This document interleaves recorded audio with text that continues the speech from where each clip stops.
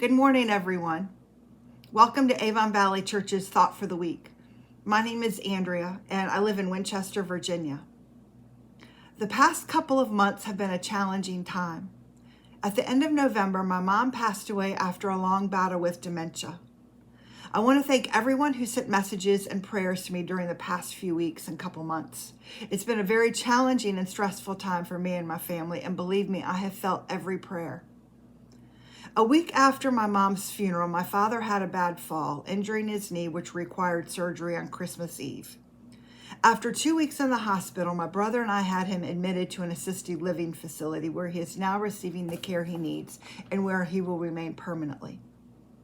My mom passed away very quietly in her sleep during the morning hours of November 23rd, her 84th birthday. I saw her several times during the week just before she passed, and I read a letter to her telling her how much I loved her. I told her she was the best mom ever, and I wanted her to know how much I loved her. As both of my parents have aged, and now with my mom gone and my father battling dementia of his own, I have asked myself, have I loved my parents in a way they needed to be loved? Have I loved them enough? We all want and need to be loved in a certain way. We all have our own specific love language, and I needed to know if I have loved them enough.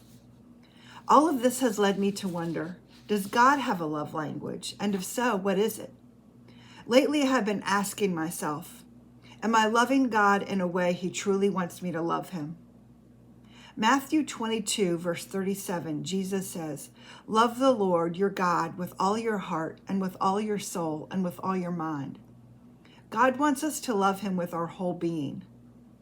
We love God by keeping His commandments and doing His will, trusting Him with everything we have, especially during the difficult times, and being completely devoted to Him.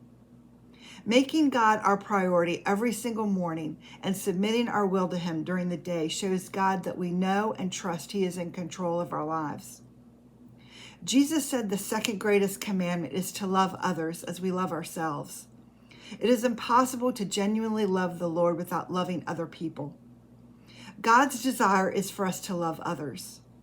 Loving others and showing compassion can be incredibly difficult and challenging sometimes, and it can be the hardest thing to do, but we cannot love God without loving others. God wants us to have an intimate relationship with Him.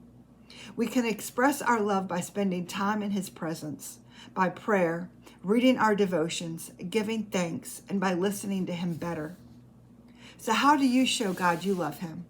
Are you loving Him in a way that makes Him proud?